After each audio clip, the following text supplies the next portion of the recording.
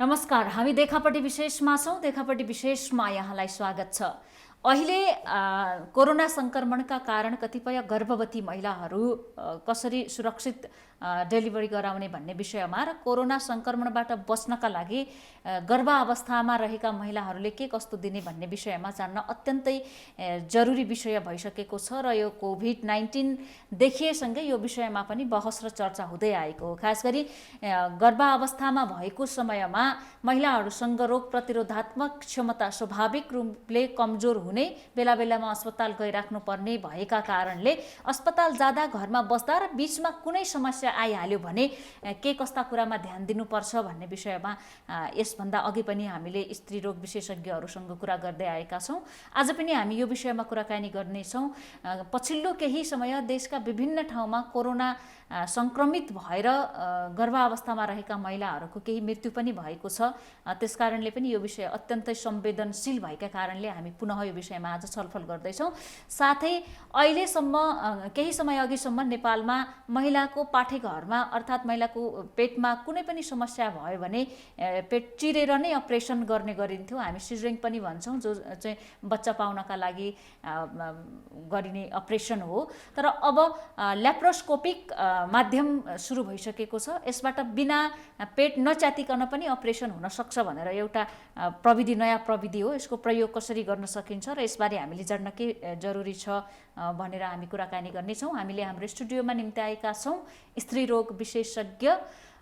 Doctor Rangina Shah. यहाँलाई स्वागत छ। धन्यवाद। यहाँको बिचको नाम धेरै अप्ठ्यारो छ। हजुर हजुर। लाइकाङ बम। हजुर, लाइकाङ बम शाह। अहिले चाहिँ अब कोरोना छ नि, यो संक्रमणमा धेरै ठाउँमा यहाँले पनि थाहा पाउनुभयो होला, सुरक्षित डेलिभरी हुन नपाएर पनि मृत्यु भयो, अनि धेरै कुरा नजानेर पनि मृत्यु भयो। हामीले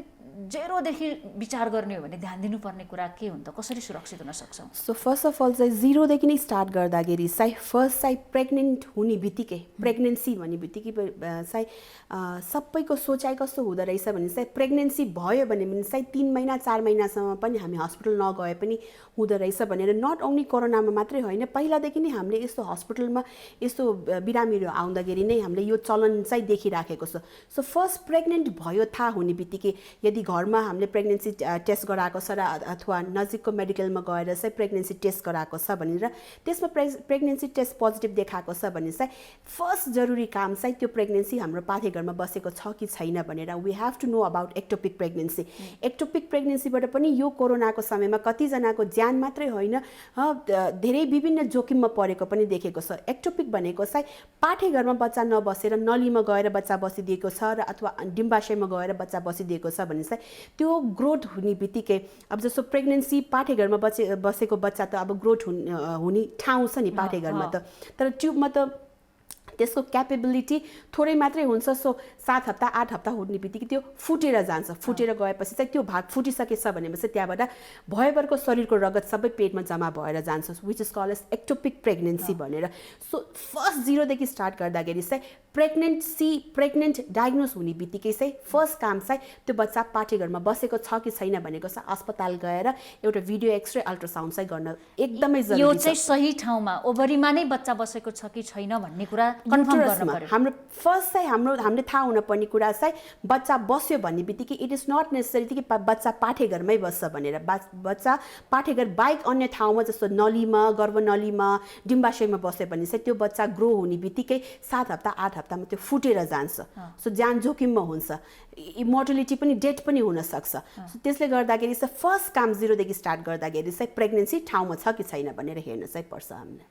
अहिले अनि सङ्क्रमणबाट जोगिनका लागि अस्पताल त जानु पर्यो, तर सुरक्षा पनि अपनाउनु पर्छ। हामी घरैदेखि अस्पताल, अस्पतालदेखि घरसम्म सुरक्षित हिसाबले चाहिँ कसरी पुग्न सक्छौँ त? सो फर्स्ट अफ अल चाहिँ सबैजनाले चाहिँ के बुझिदिनु पर्यो भने चाहिँ हामीले जुन मास्क लगाउने कुरा मात्रै होइन, सोसियल डिस्टेन्सिङको कुरामा पनि कति सोसियल डिस्टेन्सिङ राख्ने हो र इभन घरमा पनि हामीले घरमा बसिरहेको छ भने चाहिँ कोही न कोही त वर्किङ होइन, घरको कमाउने मान्छे एक न एकजना त हुन्छ होइन। सो उहाँहरू बाहिर गइराखेको बेलामा चाहिँ घरमा आउने बित्तिकै हामीले हात चाहिँ एकदमै मजाले धुन नुहाउन पर्यो होइन, आफूले लगाएको लुगाहरू सबै चेन्ज गर्न पर्यो र एकचोटि सावर चाहिँ लिन नुहाउन चाहिँ पर्छ होइन। यो कुरा चाहिँ एकदमै अपनाउन पर्छ हामी सबैजनाले। प्लस हामीले घरदेखि हस्पिटलसम्म आउने बेलामा जति हामीले जुन मापदण्डहरू सबैजनाले थाहा पाएको, मास्क लाउनेदेखि लिएर हात धुनेदेखि ह्यान्ड सेनिटाइजर युज गर्नेदेखि लिएर इभन अहिले त फेस मास्कहरू पनि आइराखेको छ होइन, त्यो फेस मास्क युज गर्नेदेखि लिएर कतिजना मैले हस्पिटलमै आइरहेको बिरामीहरूमा पनि के देखेको छ भने चाहिँ हामीले सोसियल डिस्टेन्सिङ गरेर कुर्सी टाढा राखिरहेको हुन्छ किन त हामी त कन्टिन्युअसली पेसेन्ट्सहरूसँग एक्सपोज छ नि, नजिक आएर बसिदिने कि। सो यो कुराहरूमा पनि एकदमै धेरै ध्यान दिनुपर्छ। र रोडमा ट्राभलिङ गर्दाखेरि चाहिँ मैले पनि आफ्नै आँखाले देखेको कुराहरू पनि अलिकति सेयर गर्न चाहन्छु होइन। हामी मास्क सबैजना लगाइराखेको हुन्छ होइन, गाडी सुटुक आइराखेको हुन्छ, कुनै बाइक स्टप गरिरहेको हुन्छ, मास्क सुटुक्क खोल्ने नि थुक्दिने त्यहाँ। सो यो ड्रपलेटबाट पनि यो इन्फेक्सन हाम्रो यो कोभिड भनेको त नाक मुख आँखाबाट छिर्ने कुरा हो, सबैलाई थाहा छ नि यो भाइरस होइन। सो यो थुक्ने बानी पनि मैले एकदमै रोडमा देखिराखेको छ कि जो कसैले थुकेर गएको छ भने त्योबाट पनि त हामीलाई त्यो भाइरसको इन्फेक्सन आउन सक्छ, इन्फेक्टेडले थुकेको हो भने पनि। सो यो सानो सानो कुरा हो होइन, तर यो सानो सानो कुराहरूमा पनि ध्यान दिनुपर्छ। कुनै गर्भ महिला आफ्नो घरबाट हस्पिटलसम्म सुरक्षित तरिकाले अब सबै 100 to 100% त भन्न सकिँदैन, तर पनि एटलिस्ट हामीले जुन मापदण्डहरू जुन राखेको छ, मास्क लगाउनेदेखि लिएर इभन म त फेस सिल पनि लगाउनु भन्छु होइन, फेस सिल लगाउनेदेखि लिएर सोसियल डिस्टेन्सिङ हस्पिटलमा बस्ने बेलामा अरू गर्भ महिला अथवा कुनै बिरामीहरू अरू छ भने चाहिँ अब त्यो टाढा नै बस्ने होइन, अनि पटक पटक आफ्नो ह्यान्ड सेनिटाइजरहरू युज गर्ने। त्यहाँको इभन आजकल त हस्पिटलहरूको एन्ट्रीमा नै सबै हात धुने व्यवस्था मोस्ट अफ द हस्पिटलले गरिराखेको छ होइन। सो यो कुराहरूमा चाहिँ एकदमै ध्यान दिनुपर्छ हामीले। अघिल्लो उस प्रसङ्गमै जोड्न खोजेँ, जुन फेलोपियन टिपमा पनि एक्टोपिक प्रेग्नेन्सी हुनसक्छ, त्यो फुट्छ भनेर भन्नुभयो, त्यसको चाहिँ पछि असर के पर्छ? अब जस्तो एक्टोपिक प्रेग्नेन्सी सुरुमै डायग्नोस भयो, मानम कसैको एक्टोपिक प्रेग्नेन्सी र एकदमै चाँडै नै डायग्नोस भयो, त्यो फुटेको छैन भने चाहिँ अपरेसनै गर्नुपर्छ भनेको छैन। त्यसमा औषधिको प्रयोगले पनि त्यसलाई सुकाउन सकिन्छ। तर त्यो फुटिसकेको छ, ट्युबै डेस्ट्रोय भइसकेको छ भने कहिले कहिले त्यो अपरेसन गर्ने बेलामा एक ट्युब नै काटिन पर्ने पनि सम्भावना हुनसक्छ। अनि प्रायः जस्तोमा फुटेर आइसकेपछि ट्युब नै काट्न नै पर्छ होइन। सो एक साइडको ट्युब गइसके पछाडि चाहिँ त्यो साइडको फर्टिलिटी त घट्यो नि, किनभनेको त्यो हाम्रो बच्चा बन्ने भनेको चाहिँ डिम्बाशयबाट निस्किने अन्डा, जुन निस्किने अन्डा त गर्भ नलिने त पिकअप हुन्छ नि, त्यो पिकअप गर्ने त्यसले चाहिँ तान्ने भनेको त त्यसले नै हो। सो एक साइडको कटिसकेको छ भने 50% फर्टिलिटी त घट्यो नि। सो यो कुरालाई चाहिँ एकदमै ध्यान दिनुपर्छ कि बच्चा कहाँ बसेको छ भने भविष्यमा पनि यसले असर पार्छ भन्ने कुरामा असर एकदमै पार्छ। अनि एकचोटि एक्टोपिक भइसके पछाडि चाहिँ हामी सधैँ बिरामीले नेक्स्ट कन्सेप्सनको लागि चाहिँ गर्भवती डायग्नोस हुने बित्तिकै अल्ट्रासाउन्ड चाहिँ एकदमै गर्न किन जरुरी छ भने चाहिँ नेक्स्ट चोटि पनि रिपिट हुने चान्सेस चाहिँ 25% छ कि। त्यसले गर्दाखेरि चाहिँ एकचोटि भइसकेको छ फेरि हुँदैन भनेको चाहिँ हुँदैन। 25% चाहिँ जस्तो अब 4 जना महिलाकोमा चाहिँ एक्टोपिक भएको छ भने 3 जनाले पछिको प्रेग्नेन्सीमा हुँदैन, 1 जनाले चाहिँ रिकरेन्ट फेरि हुन्छ। त्यस कारणले पनि सुरुवातमै हामीले भिडियो एक्सरेहरू गराउनु एकदमै जरुरी, एकदमै इग्नोर गर्छौँ हामी, यो कुरालाई गइहाल्छौँ भन्ने। इग्नोरेन्स चाहिँ कहाँबाट आउँछ भने यो पनि कुरा अलिकति जोड्न चाहन्छु होइन। घरको ठुलो मान्छे होइन, जस्तो अब महिलाहरू नै अब हुन्छ नि, अब घरमा आफ्नो घरको सबभन्दा ठुलो जसले पहिला बच्चा पाइसकेको हुर्काइसकेको छ, सोचाइ कस्तो हुँदो रहेछ भने 3 महिनासम्म चाहिँ डक्टरकोमा जानै पर्दैन। किन जाने त, बच्चा बसिसकेको छ, घरमा पौष्टिक खाना खानु, घरमै बस्नु भन्दो रहेछ कि। लुकाउनु पर्छ भन्छन्। त्यो कोभिडको कुरा मात्रै गरेको होइन, यो गर्भ भइसके पछाडि चाहिँ 3 महिनासम्म चाहिँ अस्पतालै जान पर्दैन भनेको। धेरैजनाको स्पेसली हामीले एबोर्सन भएको केसेसहरूमा किन आएन, टाइममा किन आएन, ब्लिडिङ भइराखेको थियो अथवा एक्टोपिक प्रेग्नेन्सीहरूमा पछि हामीले हिस्ट्री लिने बेलामा चाहिँ घरकै मान्छेले भनेको हो 3 महिनासम्म चाहिँ अस्पताल जान पर्दैन, देखाउनै पर्दैन भनेर। धेरै फिडब्याक चाहिँ यही नै छ कि हाम्रो। अर्को कोरोनामै जोड्न खोजेँ, प्रेग्नेन्सी भएको समयमा चाहिँ कोभिड-19 को सङ्क्रमण अर्थात् कोरोनाको सङ्क्रमणको जोखिम उच्च हुन्छ र यसले असर पनि बढी गर्छ भनेर भन्छ, यस्तो कुन अर्थमा चाहिँ यो हुन्छ त? अब फर्स्ट अफ अल त हामीले प्रेग्नेन्ट महिलाहरूलाई चाहिँ कोभिड पोजिटिभ हुने बित्तिकै त बेबीमा पनि इन्फेक्टेड हुने चान्सेस बढी भयो, फ्यामिलीमा पनि भयो होइन। सो फर्स्ट अफ अल त अब महिला आफू गर्भवती महिलाले चाहिँ योबाट चाहिँ बचाउ किन हुन परेपछि चाहिँ उहाँले त अर्को लाइफ पनि त क्यारी गरिराखेको छ नि, बच्चा पनि क्यारी गरिराखेको छ होइन। सो उहाँको कोभिड पोजिटिभ हुने बित्तिकै त्यो सबै है उहाँको जर्नी नै होइन, त्यो जर्नी नै सबै कुराहरूमा चाहिँ लिङ्क हुँदै जान्छ। जस्तो अब भनौँ नि कुनै कोभिड डायग्नोस हुने बित्तिकै आजकल त होइन स्पेसिफिक नै कोभिड भनेको कमै हस्पिटल पनि छ होइन गर्भ महिलाहरूको लागि चाहिँ होइन। सो त्यसले गर्दाखेरि पनि कहाँ जाने भनेको पनि एउटा यो एकदम ठुलो इस्यु भइराखेको छ कि सपोज कसैलाई यो हस्पिटलमा देखाइरहेको छ उहाँको कोभिड पोजिटिभ नै भए पनि चाहिँ कहाँ रिफर गर्ने हामी अनि कहाँ जाने हो भनेको कुनै छ हस्पिटलहरू यहाँहरूको कन्ट्याक्टमा? कोभिडको लागि चाहिँ स्पेसली प्रसुति गृहको चाहिँ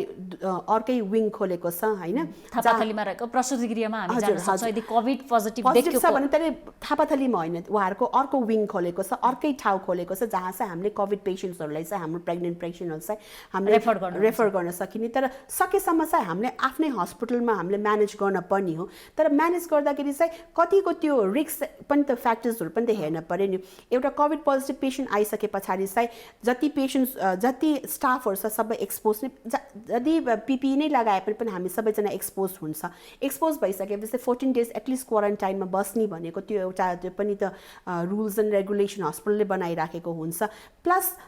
त्यो पेसेन्ट एकचोटि सिजेरियन गर्यो कि अथवा नर्मल डेलिभरी गर्यो उहाँको त स्पेसिफिक युनिट नै छुटाउने भयो नि हामीले, किनभने त्यति बेला त अरू पेसेन्टसँग त मिक्स म्याच गर्न नै मिलेन। सो यो एकदम सानो सानो माइन्युट कुराहरू हो तर पनि यो कुराहरूमा चाहिँ एकदमै ध्यान दिनुपर्छ। अनि बेबी एकचोटि एउटा कोभिड मदरले डेलिभरी गरेको छ भने चाहिँ बेबीमा पनि कतिको चान्सेस छ होइन। त्यसमा पनि एकदम ठुलो रिसर्चहरू त छैन यहाँ होइन, किनभनेको त कोभिड भनेको त रिसेन्टलीको होइन 7-8 मन्थ्सको कुरा हो होइन। सो ठुलो स्टडिजहरू चाहिँ छैन होइन। तर पनि हामीले कोभिड मदरले अब डेलिभरी गरिसकेपछि बेबीमा पनि हुने चान्सेस कति छ यो पनि जान्न जरुरी छ क्या हामीले। अहिलेसम्म चाहिँ कस्तो देखिएको छ त पोजिटिभ मदरले जन्माएको बच्चामा चाहिँ पोजिटिभ नै हुन्छ भन्ने कुरा? रिसर्चमा चाहिँ एकदमै थोरै पर्सेन्टेजमा देखाइराखेको छ है। रिसर्चमा चाहिँ एकदमै धेरै थोरै नै पर्सेन्टेज, जस्तो अब मदर र बेबीको मात्रै नभने पनि होइन कतिपय हस्बेन्ड वाइफमा पनि वाइफको मात्रै डायग्नोस हुन्छ हस्बेन्डको डायग्नोस भइराखेको छैन जबकि उहाँहरू सँगै नै हुनुहुन्छ होइन। सो मेबी यो कोभिड चाहिँ मैले आफ्नो अनुमानले चाहिँ अलिकति इम्युनिटी लो भएको पेसेन्ट्सहरूमा पनि, जस्तो अब मेरै पेसेन्ट्सहरू आइराखेको होइन त्यसमा मैले के देखेको छ भने कुनै HIV पोजिटिभ नै छ भने चाहिँ उहाँहरूमा भइराखेको छ, कुनै पहिला हेपाटाइटिसको छ भने चाहिँ कसैको किडनी ट्रान्सप्लान्ट भएको छ, कसैको लिभर डोनेट गरेको छ होइन। अथवा यो कुराहरूमा मैले आफ्नो पेसेन्टहरूसँग लिङ्क गर्दाखेरि चाहिँ आफ्नो शरीरमा अलिकति इम्युनिटी कम भएको नर्मल पर्सनभन्दा पनि अलिकति इम्युनिटी कम भएकोमा चाहिँ छिटो समात्दो रहेछ कि यो। जस्तो नेपालमा कोरोनाबाट मृत्यु हुने पहिलो पनि महिला नै थिइन् होइन सुत्केरी, उनको बच्चामा पनि देखिएको थिएन पछि गर्दाखेरि फ्यामिलीमा आएर बच्चामा। अब अहिले हामीले नर्मल अवस्थामा नै कुरा गरौँ, जहिले पनि कोरोना हुँदा नहुँदा पनि हामीले गर्भावस्थामा ध्यान दिनुपर्ने कुरा खानुपर्ने कुराहरू हाम्रो दैनिकी चाहिँ कस्तो हुनुपर्छ त? फर्स्ट अफ अल चाहिँ खानेकुरा भन्ने बित्तिकै हाम्रो आफ्नो के भनौँ हाम्रो आफ्नो क्राइटेरियामा राख्दाखेरि चाहिँ बढी हाम्रो यहाँ चाहिँ चलन कस्तो हुँदो रहेछ भने फ्याटको कुरा र कार्बोहाइड्रेटको कुरा चाहिँ एकदमै बढी मात्रामा दिँदो रहेछ र प्रोटिन मिनरल्स भाइटामिन्सहरूमा चाहिँ एकदमै कम भन्नाले चाहिँ हामीले ध्यान दिन पनि हाम्रो भात धेरै खाएर चाहिँ सबै एनर्जी आउँछ भनेको होइन, घिउ धेरै खाए पनि चाहिँ एनर्जी आउँछ भन्ने होइन। सो ब्यालेन्स डाइट बनाउनको लागि चाहिँ आफूले चाहिँ ग्रिन भेजिटेबल सागपातहरू तरकारीहरूदेखि लिएर फलफुलहरूदेखि लिएर नट्सहरू होइन। एकदम साधारण कुरामा मैले मेरो बिरामीहरूलाई चाहिँ के सम्झाउँछु भनेपछि चाहिँ बिहान उठिसके पछाडि तपाईँ फ्रेस भइसकेपछि चाहिँ एउटा प्रोटिन डाइटमा ध्यान दिनु, जस्तो चना भयो, अन्डा उसिनेको अन्डा भयो होइन, त्यसरी होइन। अनि खानामा चाहिँ भात थोरै लिनु, दाल 1 कचौरा लिनु, सागको पोर्सन लिनु, तरकारीको पोर्सन लिनु, सलाडको पोर्सन लिनु, दिउँसो चाहिँ खानेकुराहरूमा चाहिँ छुटाउनु, फलफुलहरूमा चाहिँ ध्यान दिनु, सिजनल फ्रुट्सहरू के छ होइन त्यो बेलाको फलफुलहरू के पाइराखेको छ त्यो फ्रुट्सहरूमा ध्यान दिनु, नट्सहरू खानु होइन, काजु पिस्ता ओखरहरू चाहिँ यस्तो कुराहरूमा पनि ध्यान दिनु होइन। यस्तो होइन कि एकदम एक थाल भात खायो अनि एकैचोटि बेलुका फेरि त्यो बिचमै के पनि खाएन, this is not balance diet के। मेन कुरा चाहिँ ब्यालेन्स डाइट हो कि हाम्रो। अनि सुरुमै कतिजनाले पनि सोधेको भइरहेको हुन्छ होइन, मैले चाहिँ दुध खाइराखेको छु तर एकदम उल्टी भइराखेको छ भन्ने पेसेन्टहरूले सोध्छ हामीलाई होइन। सो फर्स्ट 3 मन्थ्समा चाहिँ म प्रायः मेरो पेसेन्ट्सहरूलाई चाहिँ क्याल्सियम डाइटमा चाहिँ किन फोकस गर्दैन भने चाहिँ बेबीको क्याल्सियम डाइट हामी किन फोकस गर्ने पर्यो, जब बच्चाको बोन बन्छ तबदेखि चाहिँ हाम्रो मदरको क्याल्सियम जुन डिपोजिट्सहरू छ त्यहाँबाट तान्ने हो र बच्चाको लागि चाहिँ क्याल्सियम त्यो गर्ने हो न। सो 3 मन्थ्समा एक त उल्टी भइराखेको हुन्छ होइन, उल्टी भइराखेको हुन्छ, त्यो माथि पनि दुधहरू खाएको बेलामा चाहिँ ग्यास्ट्रिक भएर चाहिँ बढी उल्टी हुने। सो फर्स्ट 3 मन्थ्समा चाहिँ म प्रायः जस्तो म चाहिँ मिल्क प्रडक्ट्सहरूमा चाहिँ ध्यान दिँदैन। 3 मन्थ्समा ग्यास्ट्रिक गराउँछ भन्ने कुरा हो। अनि हामी भमिट हुन्छ उल्टी हुन्छ भन्छौँ, हजुर, त्यो चाहिँ त्यही भएर हो। हजुर हजुर, किनभनेको चाहिँ फर्स्ट एकदम साधारण हाम्रो मेडिकल भाषामा चाहिँ हामी के भन्छ भने चाहिँ हाम्रो पेटको जुन ग्यास स्टमक छ नि त्यो डाइलेट हर्मोनको कारणले चाहिँ अलिक डाइलेट भएर जान्छ र त्यो के भने डाइजेसन हुने त्यो मात्रा छ नि त्यो कम भएर जान्छ, पाचन शक्ति कम भएर जान्छ। त्यसले गर्दाखेरि चाहिँ जति हामीले हाई क्याल्सियम डाइटदेखि भएर फ्याट डाइटहरू त्यसो खाने बेला चाहिँ बढी उल्टी हुन्छ होइन। सो थोरै थोरै गरेर चाहिँ हामी पोर्सनमा चाहिँ कम कम डाइट खान पर्छ कि त्यति बेला चाहिँ। 3 महिनादेखि 5 महिनासम्म मिसक्यारेज हुने सम्भावना बढी हुन्छ भनेर भन्छ, त्यो किन हुन्छ त? युजुअली यहाँको कुराले चाहिँ म ठ्याक्कै किन काटेँ भने चाहिँ 1 to 3 मन्थ्सभित्र 12 हप्ताको भित्रमा चाहिँ एबोर्सन हुने चान्सेस बढी हुन्छ होइन। यसलाई चाहिँ हामी फर्स्ट ट्राइमेस्टर एबोर्सन भन्छ। यसको विभिन्न कुराहरू छ। एउटा सानो सङ्क्रमण घरमा थाहा हुँदैन होइन, पिसाब पोलेको छ, किन पिसाब पोल्नको लागि चाहिँ हस्पिटल देखाउन जाने हो, सेतो पानी बगिरहेको छ, यस्तो सानो कुराको लागि किन, यो सङ्क्रमणबाट पनि बच्चा खेर जाने सम्भावना हुनसक्छ। हामी भन्छौँ भारी काम नगर्नु होइन, न्युरिने कामहरू नगर्नु होइन, एटलिस्ट फर्स्ट 3 मन्थ्समा पनि होइन। यो कुरा हामीले सधैँ आफ्नो पेसेन्ट्सहरूलाई भन्छौँ होइन, एभोइड सेक्सुअल इन्टरकर्स होइन, किनभनेको चाहिँ यति बेला पनि एबोर्सन हुने चान्सेस बढी हुन्छ। मान्छेहरूले ट्राभलिङ गरिराखेको हुन्छन्, एक ठाउँबाट अर्को ठाउँ गइराखेको हुन्छ, सेफली त्यो ट्राभलिङ पनि एकदम सेफ रोडबाट ट्राभलिङ गरिराखेको हुँदैन। सो यस्तो सानो सानो कुराबाट हो होइन। प्लस इन्फेक्सन होइन, प्लस कुनै पाठेघरमा उहाँको बनावटीमै नै खराबी छ, कुनै कारणले त्यसो भइराखेको छ, कुनै क्रोमोजोमल डिफेक्ट छ, त्यो चाहिँ ठुलो ठुलो कुरा भयो होइन। तर यो सानो कुरामा पनि हामीले ध्यान दिनपर्छ। एकपटक मिसक्यारेज भयो भने पटक पटक भइराख्छ भन्छन्, त्यो हुन्छ? त्यो चाहिँ कस्तोमा हुन्छ भने चाहिँ जस्तो तपाईँले भन्नुभयो नि 3 महिनादेखि 5 महिना सेकेन्ड ट्राइमेस्टर एबोर्सन पनि होइन, कुनै पाठेघरको भित्र बनावटीमा खराबी छ, पाठेघर बाङ्गो छ, पाठेघरभित्र पर्दा छ, पाठेघरमा बच्चा बस्ने ठाउँमा कुम्चेको छ होइन, कुनै कारणले त्यस्तो, प्लस ब्लडमा कुनै डिफेक्ट हामीले चाहिँ ब्लडको विभिन्न टेस्टहरू गराउँछ होइन, र अथवा आमा बाउ जुन मेल र फिमेलको फ्याक्टरमा क्रोमोजोममा क्यारियोटाइपिङमा क्रोमोजोममा उहाँको त्यसमा कुनै डिफेक्ट छ भने पनि चाहिँ बारम्बार बच्चा जाने खेर जाने चाहिँ सम्भावना हुन्छ। अब अलिकति अहिलेको प्रविधिसँग जोड्न खोजेँ, हामी जेनरली अपरेसन भन्ने बित्तिकै च्यात्ने नै काट्ने नै भनेर बुझ्छौँ होइन। अहिले अब ल्याप्रोस्कोपिक भनेर भनिराख्नु भएको छ नेपालमा भित्रिएको नयाँ प्रविधि, यो भनेको चाहिँ के हो, यसले कसरी अपरेसन गर्छ त, नच्यातेरै नकाटेरै? अब फर्स्ट अफ अल त हामीले बुझ्न पर्ने कुरा चाहिँ यो क्यामेराबाट हामीले औजारहरू छिराएर गर्ने अपरेसन हो। सो 1 सेन्टिमिटरको हामी प्वाल पार्छौँ, त्यो प्वालबाट चाहिँ हामी क्यामेरा छिराउँछौँ। क्यामेरा छिराइसकेपछि एउटा टिभीको ठुलो स्क्रिनमा चाहिँ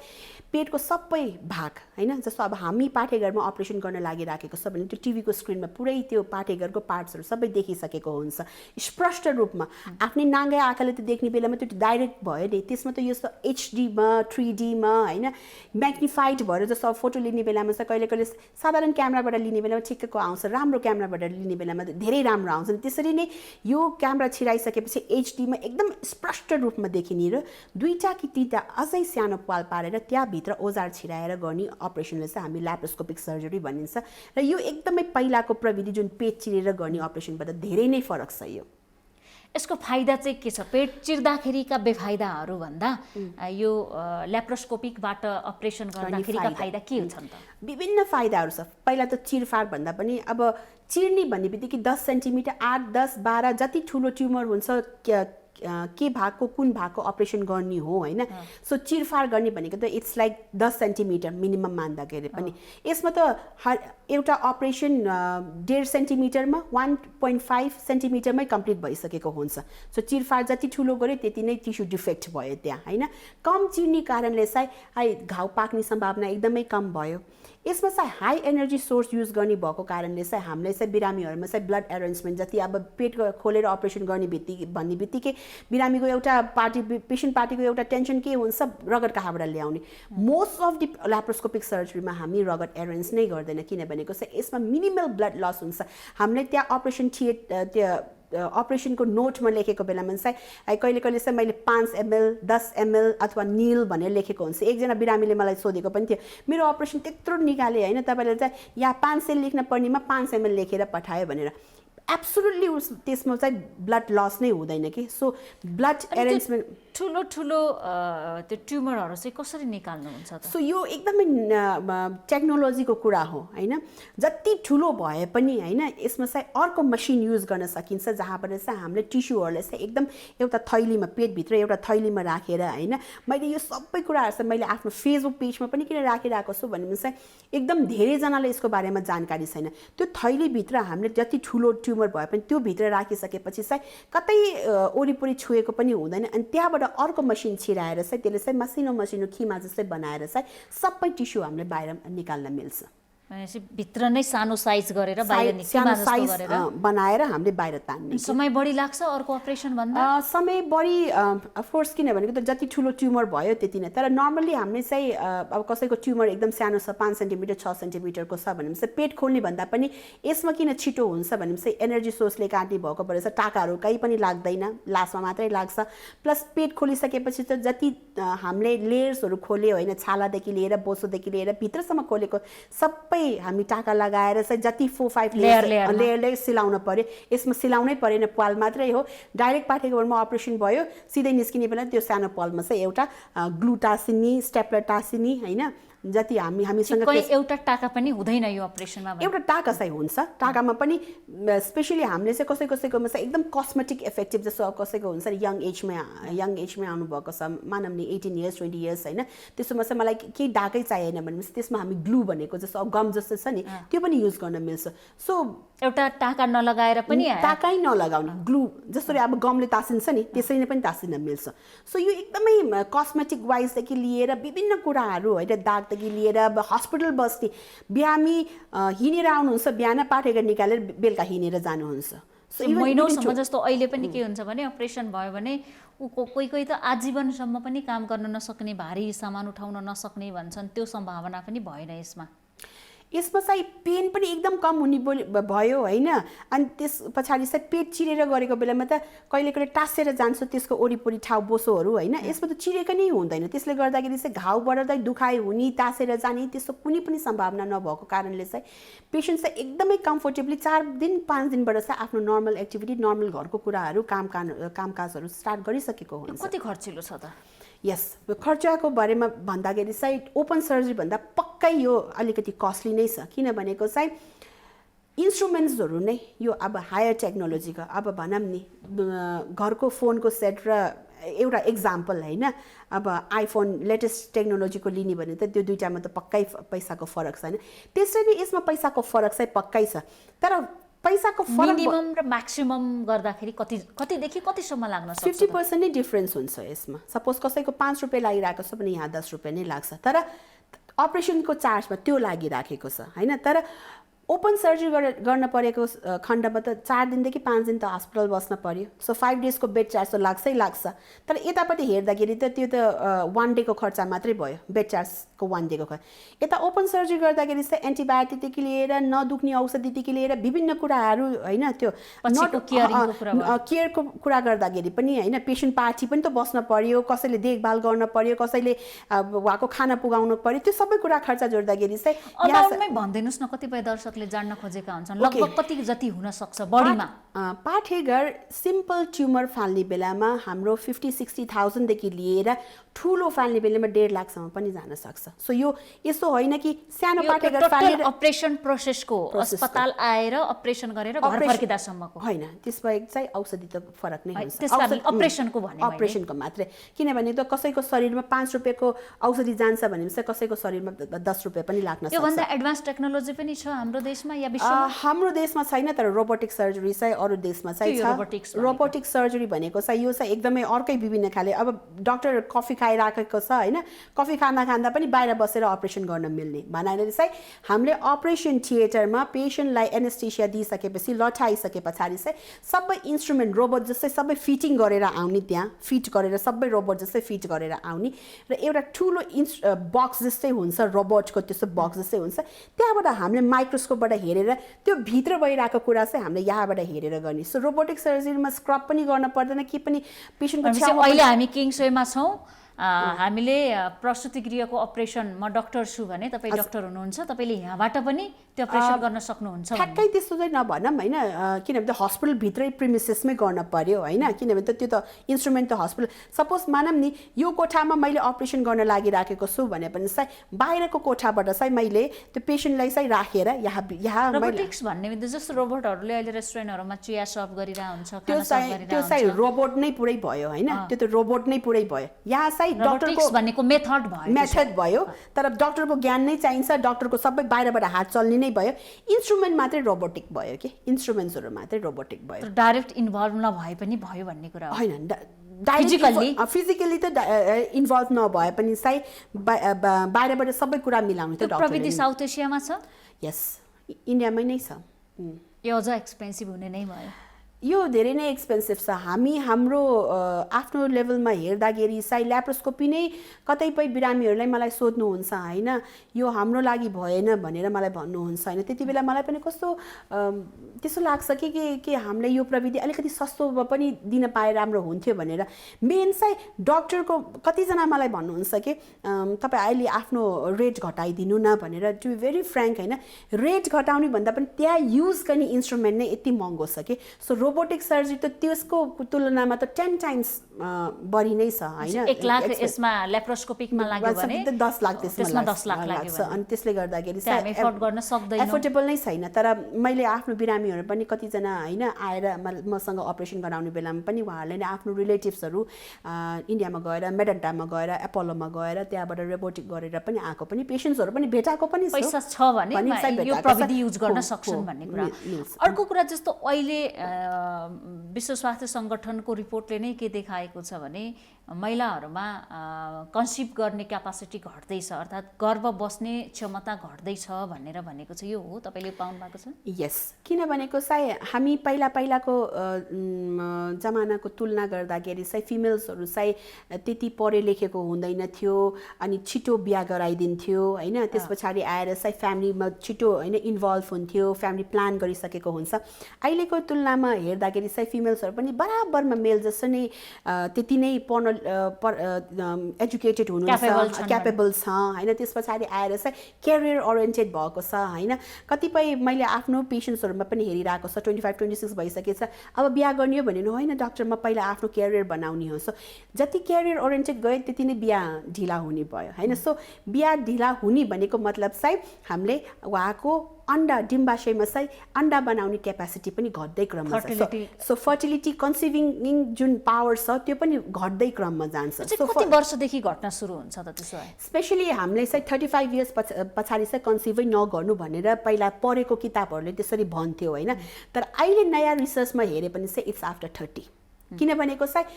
लाइफस्टाइल चेन्ज भयो तर कम्प्लिटली कम हुने होइन कम हुँदै जाने हो कम्प्लिटली नहुने भनेको 42 इयर्समा पनि हामीसँग आएर हामीसँग टेस्ट टु बेबी गराएर होइन आफ्नै अन्डा होइन बाट पनि बेबी पनि बनाएर पनि गएको छ होइन सो कम्प्लिटली हुँदैन भनेको होइन कसैको 35 मा भएको छैन भने चाहिँ कसैको 42 मा पनि भइराखेको छ सो आफ्नो शरीरमाथि पनि डिपेन्ड हुन्छ कि अन्डा बनाउने क्षमता कतिको छ भनेको आफ्नो शरीरमाथि पनि एउटा फिमेल र अर्को फिमेलमा चाहिँ कम्पेरिजन गर्दाखेरि चाहिँ हुन सक्छ त्यो अब कतिपय के चाहिँ उत्सुक हुन्छन् कि क्वेसन पनि गरिन्छ भने डाइट कस्तो खानुहुन्छ तपाईँले अरू कुनै औषधि लिइराख्नु भएको छ कि छैन भनेर यस्तो भन्छ नि के खायो भने हुँदैन त अप्ठ्याराहरू के आउँछन् के चाहिँ गर्न हुँदैन फर्टिलिटीलाई चाहिँ कमजोर हुने गरी फर्स्ट अफ अल चाहिँ हाम्रो लाइफस्टाइल नै हो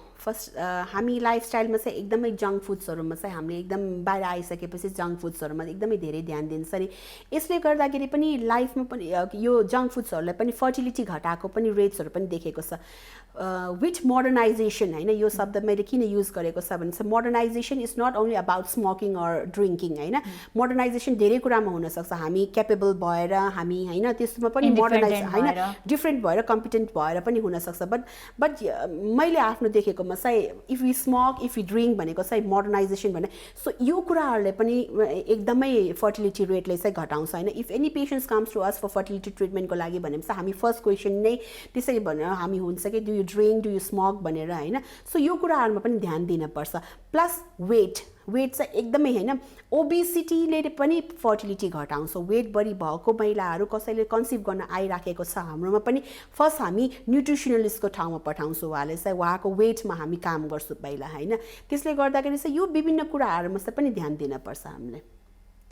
अर्को कुरा जस्तो अहिले यहाँले अघि पनि भन्नुभयो होइन ढिलो बिहे गर्ने कारणले पनि हाम्रो फर्टिलिटी रेट घटेको छ भनेर कुनै कुनै त 15-16 वर्षमै बिहे हुन्छ अहिले पनि तैपनि ऊ कन्सिभ गर्न सकिरहेको हुँदैन स्पेसली अर्ली म्यारेज पनि त्यति राम्रो भनेर मान्दैन छिटो बिहे गर्नु पनि ठिक होइन किनभने 18 इयर्स भन्दा कममा पनि बिहा हुने बेलामा चाहिँ यो फर्टिलिटीसँग मात्रै नजुरे पनि होइन हामी अर्को कुरा चाहिँ 15-16 भने सरी कानुनी रूपले बन्देज छ तर भइराखेको छ चलन चल्ती अनुसार है सो सर्भाइकल क्यान्सरमा पनि हामीले होइन जति छिटो एउटा महिला होइन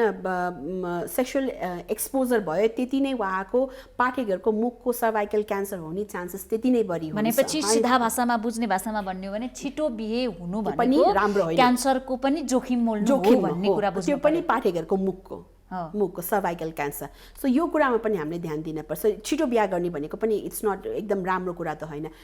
र यसो सानो टाइम हाम्रो एकदम पर्फेक्ट टाइम कुन हो त we usually say 24 to 26 होइन 24 to 26 को म युजुअली मेरो पेसेन्टहरू जस्तो अब पहिलादेखि नै हामीले कुनै केसहरूमा त थाहा हुन्छ उहाँहरूको बेबी हुनमा गाह्रो हुन्छ भने जस्तो PCOS को कसैको रेगुलर मेन्स्ट्रुएसन छैन महिनावारी हुने बेलामा गडबडी छ कसैको के प्रब्लम छ भनेपछि हामी पहिला नै उहाँसँग डाइरेक्ट कुरा नगरे पनि प्यारेन्ट्सलाई हामी पहिलादेखि नै भनेको हुन्छ कि उहाँको बिहा चाहिँ ठिक्कको टाइममा 24-26 मा गराइहालौँ एटलिस्ट 28 सम्ममा कन्सिभ गर्ने तरिकाले भनेर हामी त्यसरी नै बुझाउँछौँ होइन त्यसरी पहिलादेखि थाहा भएको कुराहरूमा चाहिँ अब मानौँ नि त्यसो अब तपाईँले कसैको ओभरीमा सिस छ होइन ठुलो सिस छ डिम्बाशय नै एक साइडको फालिसकेको छ भनेपछि फर्टिलिटी क्यापेसिटी त घटिसकेको छ उहाँको डिम्बाशयमा एउटा अन्डा मात्रै छ सिस्ट पनि अहिले एकदम समस्या बनिराखेको छ धेरैको सिस्टको आकार कति भयो भने हामी औषधिबाट ठिक गर्न सक्छौँ कति भयो भने चाहिँ अपरेसन गर्न मिल्छ युजुअली 8 सेन्टिमिटर भन्दा मुनिको सिस्टलाई हामी चलाउन पर्दैन 8 सेन्टिमिटर भन्दा मुनिको सिस्टहरूलाई चाहिँ हामीले औषधिको प्रयोगले नै गर्न मिल्छ तर त्योमा पनि यी सिम्पल सिस्ट हुन पर्यो सिस्टको पनि विभिन्न सिस्टहरू हुन्छ जस्तो सिम्पल सिस्ट भनेको चाहिँ पानी मात्रै छ त्यहाँ होइन त्यस्तो भएको छ भनेपछि हामीले औषधिको प्रयोगले पनि सुकाउन मिल्छ तर त्यसमा डर्मोइड छ डर्मोइड भनेको चाहिँ एकदम कसैको असम्म पनि मान्नुहुन्छ कि कपालको हेयरको त्यहाँको सेल्सहरू हुन्छ होइन दाँतको हड्डीहरू हुन्छ त्यो डिम्बाशयमा होइन सो त्यस्तो सिस्टहरू त जति औषधि दिए पनि सुक्दैन है प्लस एन्डोमेट्रोसिस भनेको चाहिँ त्यसमा चाहिँ हाम्रो महिनावारी हुने बेलामा जुन रगत गर्भनलीबाट फर्केर जान्छ त्यो चाहिँ चक्लेट सिस्की एन्डोमेट्रोसिस एन्डोमेट्रोमा भनिन्छ यस्तोमा चाहिँ बिरामीको जटिलता चाहिँ के हुन्छ भने चाहिँ पछि गएर चाहिँ नली टाँसेर जान्छ होइन त्यसले गर्दाखेरि चाहिँ पछि गएर चाहिँ बच्चा हुनेमा चाहिँ यसले बाजियोपनमा ल्यान्डअप हुने चान्सेस हुन्छ सो यो सिस्टहरूमा चाहिँ धेरै दुखिरहेको छ बिरामीले पटक पटक महिनावारी हुने बेलामा औषधि खान परिरहेको छ सिस्ट चाहिँ 5-6 सेन्टिमिटर मात्रै छ तर बिरामीको जटिलता चाहिँ बढ्दै क्रममा गइरहेको छ भने we don't need to wait यो सिम्पल सिस्ट र यो सिस्टमा पनि डिफ्रेन्ट छ त्यही भएर चाहिँ एउटा मेन्स हुँदाखेरि पेट धेरै दुख्यो त्यो मान्छेमा सिस्ट देखा परेको छ भने चाहिँ त्यो सिस्टलाई चाहिँ हामीले पहिला त मोनिटरिङ गर्ने औषधि दिएर मोनिटरिङ आयो आजको आज अपरेसन गर्ने भनेको त होइन तर मोनिटरिङ गर्दाखेरि चाहिँ उहाँको विभिन्न टेस्टहरू गर्दाखेरि चाहिँ यो जटिलता बढ्दै क्रममा गएको छ भने चाहिँ एब्सोल्युटली हामी त्यो चाहिँ अपरेसन भने चाहिँ म चाहिँ एज अ ल्याप्रोस्कोपिक गाइनोकोलोजिस्ट म चाहिँ पेट चिरेर गर्ने भने चाहिँ एब्सोल्युटली नो नै भन्छु होइन दूरबीनबाट नै गर्ने तपाईँ चाहिँ ल्याप्रोस्कोपिकबाट नै गरौँ क्यामेराबाट नै भन्नु क्यामेराबाट नै गर्न पनि राम्रो नै हो किनभने पेट चिरिसके पछाडि चाहिँ झन् त्यो ठाउँ टाँसेर जाने सम्भावना हुन्छ अब यो मिन्स हुँदा पेट दुख्ने नदुख्ने हुन्छ नि यो दुख्ने भनेको के हो नदुख्ने भनेको के हो दुखेन भने ठिक हो कि दुख्यो भने ठिक हो युजुअली मेन्स्ट्रुएसन भनेको चाहिँ हाम्रो मेन्स्ट्रुएसन हुने बेलामा अलिअलि क्राम्प्स अलिअलि भारीपन हुने अलिअलि हल्का फुल्का पेट दुख्ने भनेको इट्स नर्मल नै मानिन्छ किनभनेको चाहिँ रगत जुन बाहिर निस्किन्छ हाम्रो पाठेघर खुम्चिनी छोनी गर्ने बेलामै हो रगत बाहिर निस्किने भनेको सो कन्ट्र्याक्सन आउँछ होइन त्यो भनेको चाहिँ नर्मल्ली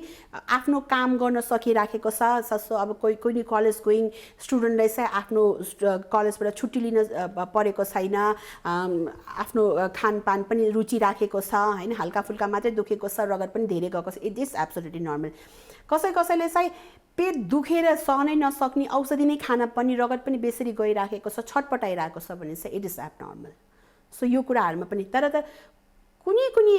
बच्चाहरूमा के देखेको छ भने चाहिँ होइन टिनेजहरूमा चाहिँ अलिकति एटेन्सन सिकिङले पनि गरेको रहेछ कि पेन चाहिँ धेरै चाहिँ नहुने तर छटपटाइराख्ने कि तर हेर्ने बेलामा चाहिँ के पनि नभेटाउने हामीले होइन सबै कुराहरू सबै ठिक हुने होइन सो यसमा चाहिँ हामीले अलिकति साइकोलोजिकल ट्रिटमेन्टहरू पनि गर्नुपर्छ यसोमा चाहिँ एटेन्सन सिकिङ भनेर हुन्छ कि त्यो हर्मोनल चेन्जहरू पनि हुन्छ यो बेला भनेर भन्छन् नि हो त्यो कारणले पनि हो त्यो कारणले पनि हुनसक्छ र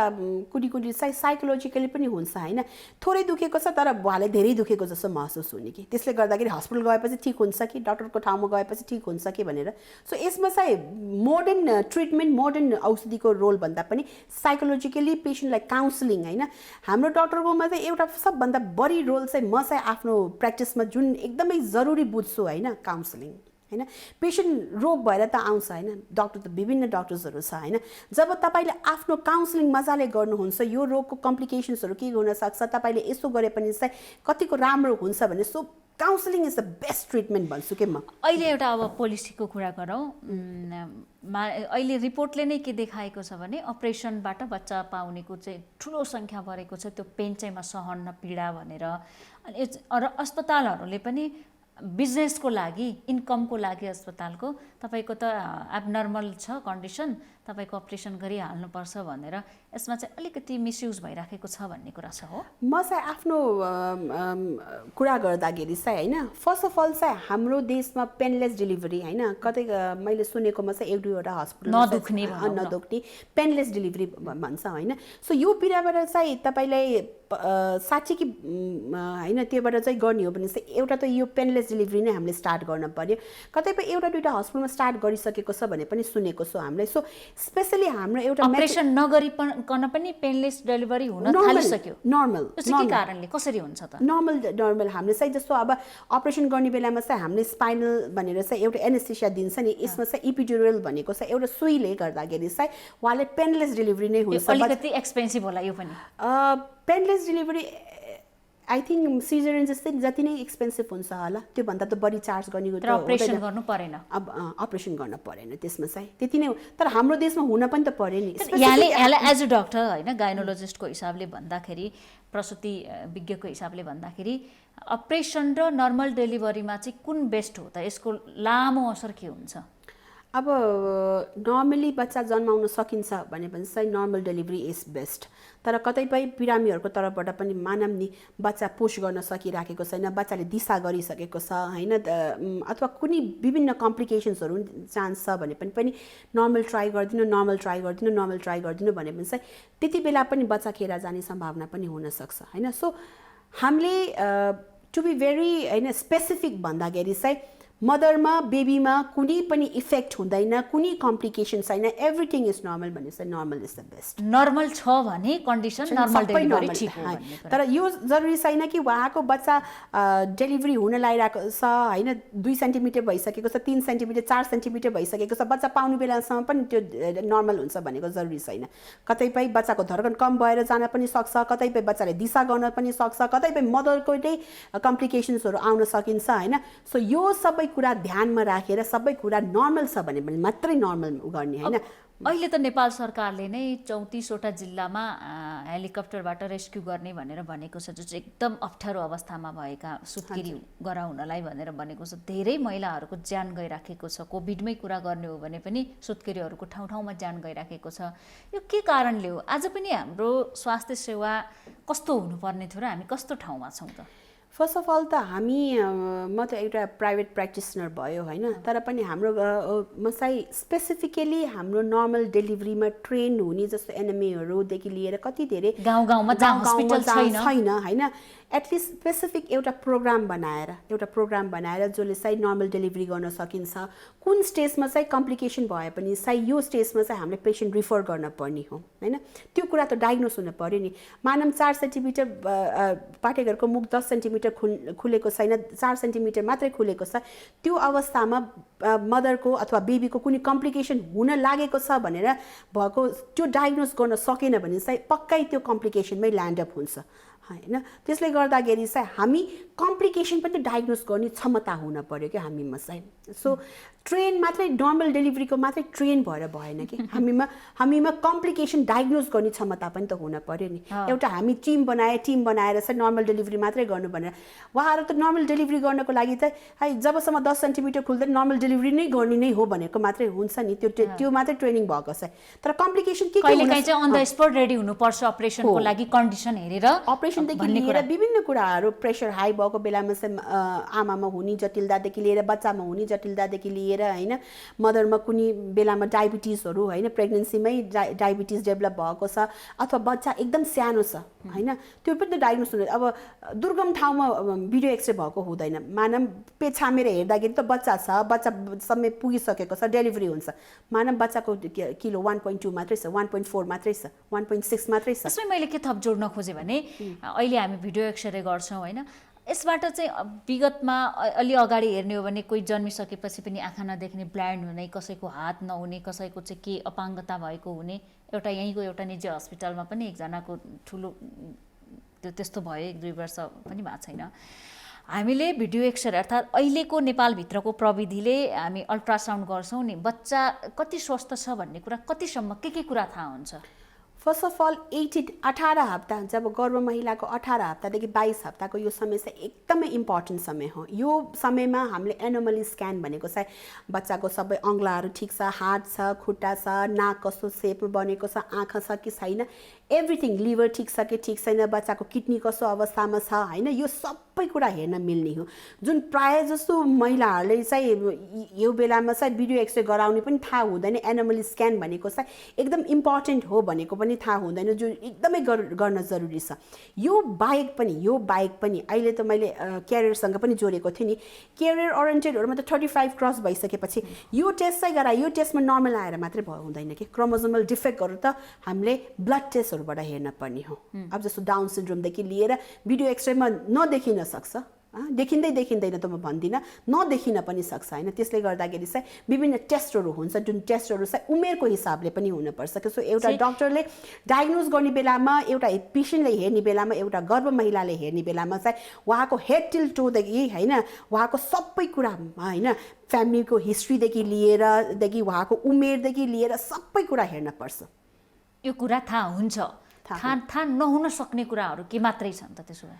सबै कुरा थाहा हुन्छ इभन बच्चामा हार्टमै डिफेक्ट छ उहाँको मुटुमा कुनै समस्या भनेपछि हामीले फिटल इकोसम्म पनि 22 हप्तामा मजाले गर्न सकिन्छ बच्चाको हार्टको इको पनि बाहिरबाट गर्न मिल्छ मजाले गर्न सकिन्छ सो थाहा नहुने भनेको कुनै पनि कुरा छैन तर स्पेसिफिकली गाउँतिर हुन्छ नि प्रायः जसो दाँत रहेछ ठुलो कपाल भएको 3-4 आँखा भएको कहिलेकाहीँ यस्तो जन्मिरहेको हुन्छ समाचारमा आइरहेको छ यो चाहिँ हाम्रो थाहा नभएकै कारणले हो अब डाक्टरको कन्ट्याक्टमा नगएकै कारणले हो एनोमली स्क्यान गरे पनि त पक्कै यो सबै कुरा डायग्नोस हुन्थ्यो नर्मल भिडियो एक्सरे अल्ट्रासाउन्डमा नर्मल अल्ट्रासाउन्ड भनेको साइज जुन हामीले 12-13 हप्तामा गरेको 14 हप्तामा गरेको त्यसमा त अङ्ग बनिसकेको पनि हुँदैन सो 18 हप्तादेखि 22 हप्ताको बिचमा चाहिँ anomaly scan specifically anomaly scan अहिले पछिल्लो एउटा रिपोर्टले के देखायो 1.5 वर्ष अघि भने अविवाहित भर्खरकै टिनेजर्सहरूले चाहिँ धेरै अबोर्सन गराएको लुकीछुपी गराएको कसैले औषधि ड्रग लिएको कसैले चाहिँ अस्पतालै गएर भनेर प्रसुति गृहकै रिपोर्टले पनि देखायो यस्तो कुरामा चाहिँ ध्यान दिनुपर्ने कुराहरू र यो चाहिँ किन बढ्दै गइरहेको छ होला त यसको असर के हुन सक्छ फर्स्ट अफ अल चाहिँ मोडर्नाइजेसन होइन मैले भने नि मोडर्नाइजेसन भनेको स्मोकिङ र 20-22% ले अबोर्सन गराए टिनेजरले भनेर रिपोर्ट आयो 1.5 वर्ष अगाडि सो हामी चाहिँ के बुझ्न पर्यो भने चाहिँ लाइफमा मोडर्नाइजेसन भनेको चाहिँ it's not smoking it's not exposing yourself to sexual इन्टरकोर्समा मात्रै होइन यस्तै भइहाल्यो भने पनि एउटा स्पेसिफिक गाइनोकोलोजिस्टको ठाउँमा जानुपर्छ ठाउँमा त खोलेको छ होइन म स्पेसिफिकली मेन्सन गर्दैन हामी यहाँ कसैको प्रति होइन एगेन्स्ट बोल्न लागेको होइन तर ठाउँमा जुन खोलेको छ नि यहाँ गर्भ निरोधन हुन्छ गर्भ यहाँ अब सेफ एबोर्सन हुन्छ म चाहिँ स्पेसली मलाई सोधे पनि चाहिँ म त्यो कुराहरूमा चाहिँ म एब्सोल्युटली नो नै भन्छु कि त्यस्तो भइहाल्यो भने चाहिँ एउटा राम्रो हस्पिटलमा एउटा स्पेसिफिक गाइनोकोलोजिस्टलाई चोरी गर्ने कामले त हो नि बिग्रिने भनेको कतैपय सेप्टिक एबोर्सन भएर आउँछ होइन कतै कहाँ कुन कुनामा गएर बच्चा फालेको छ त्यो होइन एन्ड स्पेसली फार्मेसी हैन, अब यो कुन नियम लो कानुन बनिसकेको छ भन्नुहुन्छ हैन, तर हामी त एभ्रीडे यो भेटाइराखेको कुरा हो हैन कि फार्मेसीमा गयो प्रेग्नेन्सी छ भने थाहा पायो, फार्मेसीको दाइ दिदीले चाहिँ यो औषधि यस्तो यस्तो तरिकाले खानु, यस्तो, तर फार्मेसीको दाइ र दिदीले चाहिँ कम्प्लिकेसन के हुन सक्छ त्यो त भनेको छैन नि। औषधि बेच्नु परेछ, औषधि बेच्न मात्रै परेको छ, कम्प्लिकेसनमा ल्यान्डर भएपछि चाहिँ उहाँ फार्मेसीको दाइ दिदी अङ्कल आन्टीले त लिएर आउनुहुन्न नि, सबै कुरा डाक्टरको टाउको माथि आउँदो रहेछ। यसको चाहिँ भविष्यमा के असर पर्न सक्छ त? एबोर्सन एकदम सेफ तरिकाले गरे पनि चाहिँ त्यसको कुनै पनि कम्प्लिकेसन हुँदैन। सेफ भनेको कस्तो हो? सेफ तरिका भने चाहिँ एउटा डक्टरको ठाउँमा पुग्न पर्यो, एउटा अल्ट्रासाउन्ड गरेर एउटा सेफ तरिकाले, सपोज 9 हप्ताभन्दा मुनिको प्रेग्नेन्सी छ भने चाहिँ औषधिको प्रयोगले मात्रै, मेडिकल एबोर्सन मात्रै गर्न मिल्छ। त्यसको पनि मैले फार्मेसीको कुरा जोड्दाखेरि चाहिँ मिजोप्रोस्टोल भनेको एउटा कुरा छ नि, त्यो चाहिँ खानु नै भन्दो रहेछ, विच इज एब्सोल्युटली नो, त्यो खान मिल्दैन। म यो प्रोग्रामको थ्रुबाट भन्न के चाहन्छु भने चाहिँ फार्मेसीमा मैले आजसम्म हेरेको पेसेन्टमा चाहिँ 100/100 चाहिँ पेसेन्टमा चाहिँ त्यो 4वटा औषधि खान दिँदो रहेछ, विच इज एब्सोल्युटली नो। त्यो मुखबाट खान मिल्दैन, कहिले कहिले त्यसको कम्प्लिकेसनले हाइपरथर्मिया, फिभर 100, 200, 405 आएर मरेको रिपोर्ट्स नै छ हैन। सो यो जान पनि जान सक्छ भन्ने कुरा हो। त त्यति बेला त फार्मेसीले त सम्झाएको हुँदैन नि। सो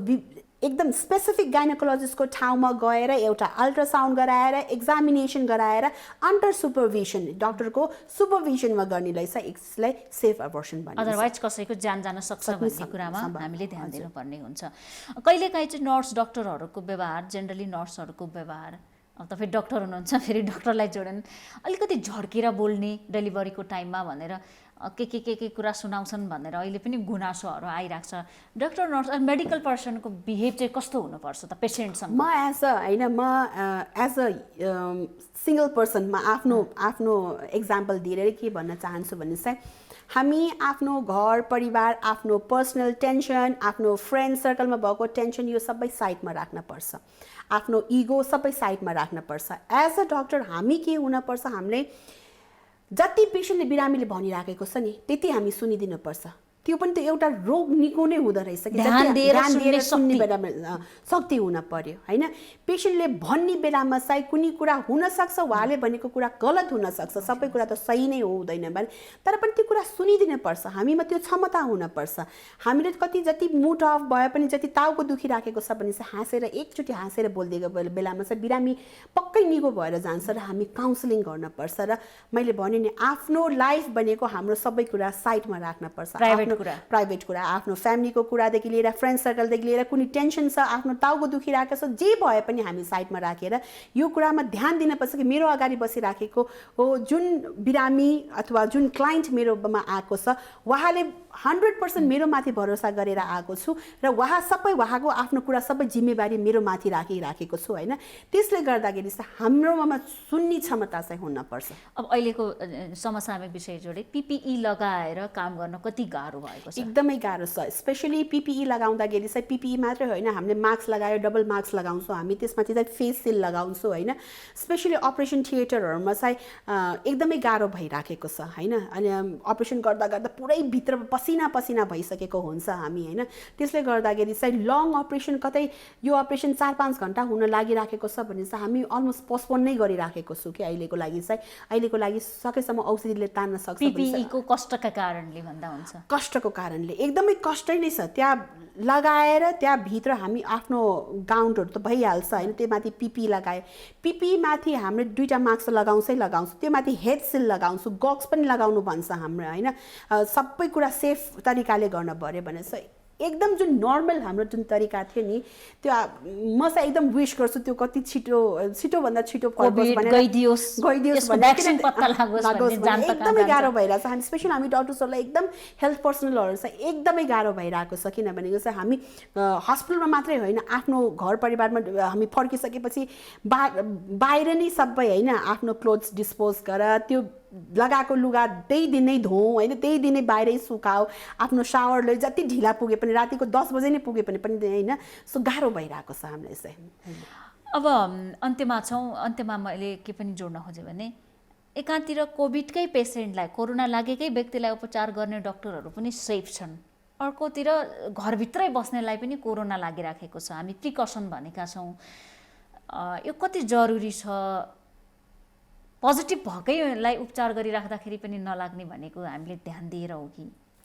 मैले पहिला नै त्यो कुरा गरेँ नि, इम्युन सिस्टम होइन। अब कतिपय बिरामीहरू चाहिँ अस्ति मेरो बिरामी भन्दै हुनुहुन्थ्यो मलाई भोक लाग्यो भनेर होइन। म के भन्छु भने बिरामी हस्पिटलमा आउने बेलामा खाली पेट आउँदैन आउनु होइन, के खाएर आउनु। आफ्नो इम्युन सिस्टम भनेको आफ्नो शरीरको रोगबाट लड्ने क्षमता चाहिँ हामी आफैले पनि बनाउन पर्ने हो। जस्तो अब खाली पेट आएको बेलामा भोकै पेट भएको बेलामा शरीरको इम्युनिटी रोगबाट लड्ने क्षमता पनि कम भइराखेको हुन्छ। सो हामी चाहिँ अहिले ध्यान दिनपर्ने कुराहरूमा चाहिँ जस्तो भिटामिन सीको बारेमा पनि कति कुराहरू आइराखेको छ नि, भिटामिन्स खाऊ, भाइटामिन सी खाऊ भनेर। यो सबै आफ्नो इम्युनिटी बढाउने कुरा हो। भाइटामिन सी खाएपछि चाहिँ कोभिडै हुँदैन भनेको होइन। सो सकेसम्म चाहिँ हामी पौष्टिक खाना खाने, खाली पेट बस्दै नबस्ने, प्लस हामी जुन मापदण्डहरू छ त्यो सबै अपनाउनै नै पर्यो होइन। प्लस हामी अलिकति ध्यान चाहिँ के दिन पर्यो भने चाहिँ